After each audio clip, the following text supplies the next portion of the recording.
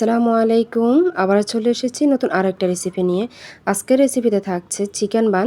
এখানে আমি সামান্য কিছু তেল দিয়েছি, পেঁয়াজ কুচি দিয়েছি, আদা রসুন পেস্ট দিয়েছি 1 চামচের মতো। তারপরে সামান্য কিছু পানি দিয়েছি যাতে পুড়ে না যায়। এখন আমি 1 চামচের মতো জিরা এবং ধনিয়া গুঁড়ো দিয়েছি, পরিমাণ মতো লবণ দিয়েছি।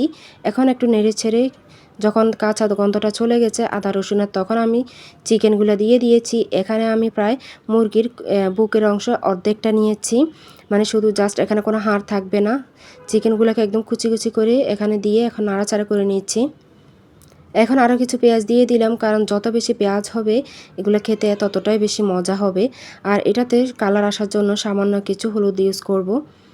এখন আমি অর্ধেকটা গাজর কুচি করে দিয়েছি আর একটা টমেটো দিয়েছি।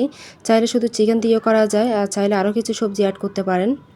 এখন আমি কিছু বিট লবণ দিয়েছি, এটা দিলে টেস্টটা দ্বিগুণ বেড়ে যায়। আর সামান্য কিছু হলুদ দিয়ে এটা নাড়াচাড়া করে নিচ্ছি জাস্ট একটু কালারের জন্য। চাইলে এখন হলুদটাকে স্কিপ করতে পারেন। আর এখন দিয়ে দিলাম 1 কাপের মতো লিকুইড দুধ। এটা কিন্তু দুধ দিয়ে রান্না করতে হয়, চাইলে পানি দিয়ে করা যায়, কিন্তু দুধ দিয়ে রান্না করলে একদম রেস্টুরেন্টের মতোই হবে। আর এখন সামান্য কিছু চিনি আমি অ্যাড করে দিয়েছি, মানে 1 চামচের মতো হবে। এটা একদম ঝাল মিষ্টি হবে।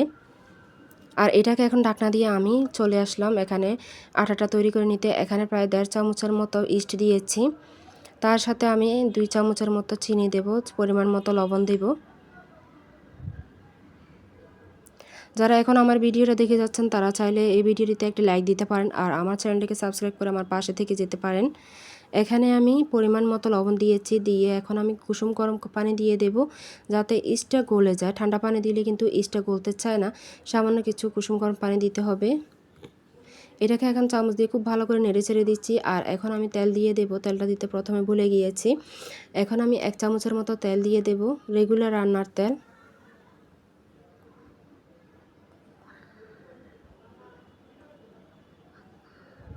এখন এটাকে আমি চাইলে আপনারা আটা দিয়ে এবং ময়দা দুইটাই ইউজ করা যায়। এখানে আমি আটা দিয়ে তৈরি করে নিচ্ছি, পরিমাণ মতো দিয়ে দিচ্ছি, মেপে দেখিনি, আন্দাজ করে দিয়ে দিলাম আর কি। এখন এটাকে আটা দিয়ে এটা ভালো করে নেড়েচেড়ে মানে একটা ডো আকারে তৈরি করে নেব। অনেক দিন ধরে আমি ভিডিও দিতে পারিনি, একটু বিজি থাকার কারণে প্রায় 1-1.5 মাস হয়ে গিয়েছে আসলে। ইনশাল্লাহ এখন থেকে আমি প্রতিদিন ভিডিও দেওয়ার চেষ্টা করব। আপনারা আমার চ্যানেলের পাশে থেকে যান। ডোটাকে এখন তৈরি করে আধা ঘন্টার জন্য ফেলে রাখবো ঢাকনা দিয়ে। আর এইদিকে চুলে চলে আসলাম, এখানে প্রায় দুধটা মানে শুকিয়ে এসেছে পানিটা। এখন এখানে আমি প্রায় 1 টেবিল চামচ সয়া সস, 1 টেবিল চামচ চিলি সস দিয়ে দিলাম। চিলি সসটা দিলে হয় কি, একটু ঝাল ঝাল হয়, মিষ্টি ঝাল, এটা খেতে বেশি মজা লাগে। এখন এটাকে এইভাবে নাড়াচাড়া করতে করতে একদম শুকিয়ে আসলে পানিটা, এটাকে আমি নামিয়ে রাখবো।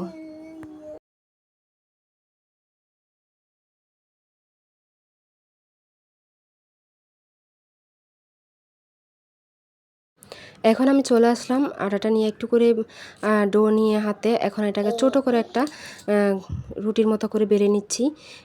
মোটা হবে না এবং পাতলাও হবে না, ওইভাবে মিডিয়ামে আমি এটাকে বেলে নিলাম।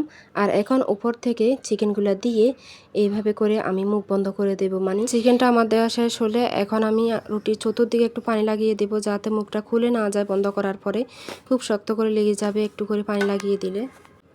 আমি যেইভাবে মুখটা বন্ধ করব ঠিক ওইভাবে করে আপনারা করে নেবেন, হয়ে যাবে তাহলে চিকেন বান।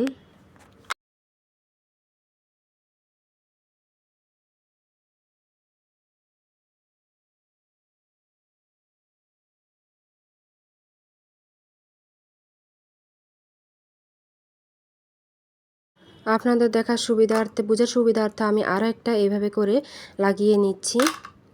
তারপরে এক এক করে আমি কিন্তু চুলা ধরিয়ে রেখেছি, তেলের মধ্যে আমি দিয়ে দিচ্ছি, হয়ে যাচ্ছে। চাইলে এটা কিন্তু ওভেনে দিতে পারেন, কিন্তু আমি তেলের মধ্যে দিয়ে তৈরি করব, যেহেতু আমার ওভেনটা ইতিমধ্যে নষ্ট হয়ে গিয়েছে, মানে কাজ করতেছে না।